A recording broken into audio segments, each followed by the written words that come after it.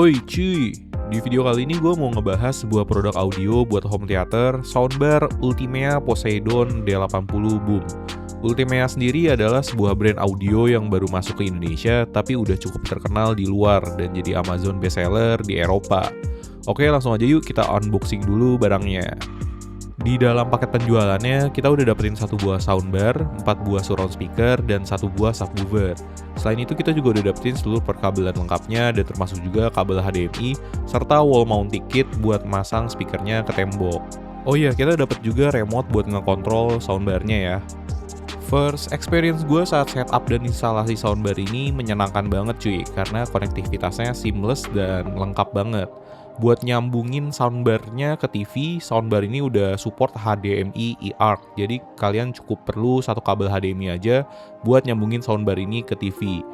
Dan yang paling oke juga adalah subwoofer dari speaker ini connect ke soundbarnya secara wireless. Jadi kita nggak perlu kabel-kabel lagi cuy.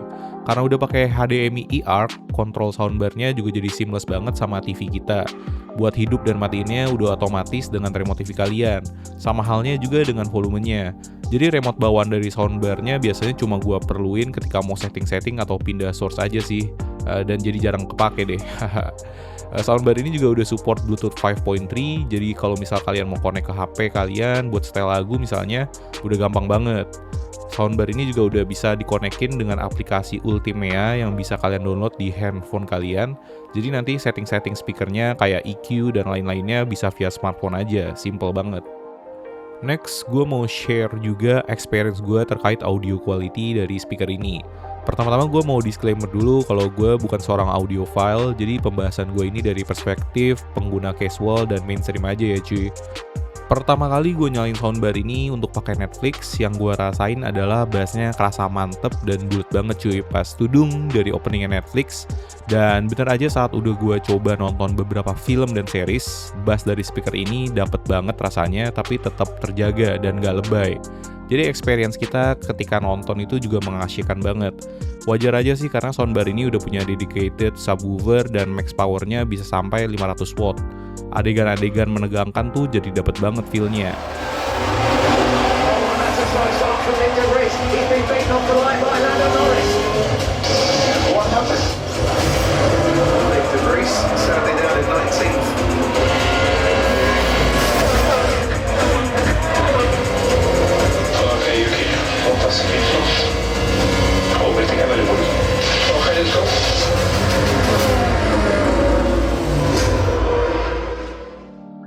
Selain bassnya yang mantep, gue mau bahas juga dari sisi sound staging dan separationnya yang udah oke banget dan bener-bener imersif.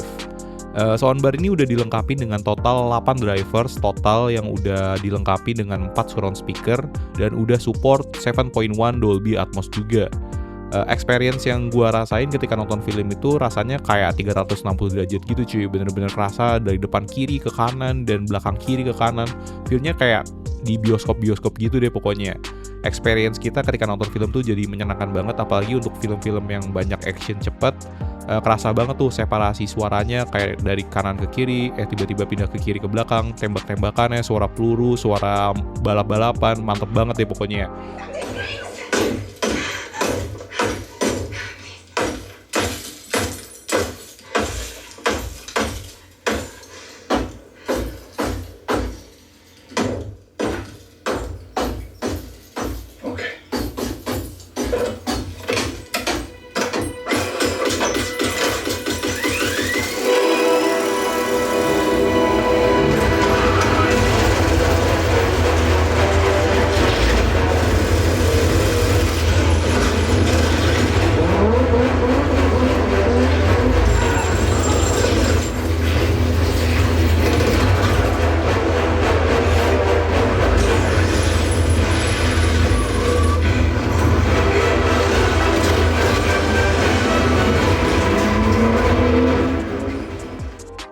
Soundbar ini juga udah punya teknologi X-Upmix yang bikin audio-audio non-Dolby Atmos dibikin seolah-olah jadi surround gitu cuy. Contoh gue nonton video-video di YouTube juga tetap berasa surround dan imersif walaupun aslinya videonya nggak support surround Dolby Atmos audio. Terakhir dari segi sound quality, menurut gue sound quality dari soundbar ini udah cukup bagus dan jernih. Dialog di film tuh kerasa sangat jelas dan jernih percakapannya. Buat dengerin lagu juga masih oke banget dan bisa dinikmatin dengan baik. Clarity-nya enak, mid dan treble-nya juga kerasa. Bass-nya juga udah mendukung banget, nggak usah ditanya lagi deh pokoknya.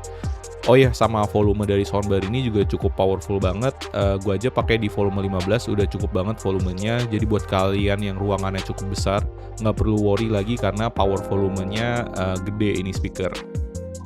Overall menurut gue speaker ini recommended banget buat kalian yang lagi cari home theater atau soundbar dan pengen dapetin experience lebih dari segi audio saat nonton TV di rumah. Harga dari soundbar ini juga tergolong kompetitif banget menurut gue. Paling yang jadi concern adalah karena ini brand baru di Indonesia, semoga after sales service-nya bagus sih. Oke, gitu dulu aja untuk video gue kali ini. Tulis pendapat kalian tentang produknya di kolom komentar ya cuy, biar ngobrol-ngobrol kita. Jangan lupa juga buat like dan subscribe biar kalian gak ketinggalan video-video gue yang selanjutnya. Thank you buat kalian yang udah nonton video ini, and I'll see you guys on the next video. Ciao!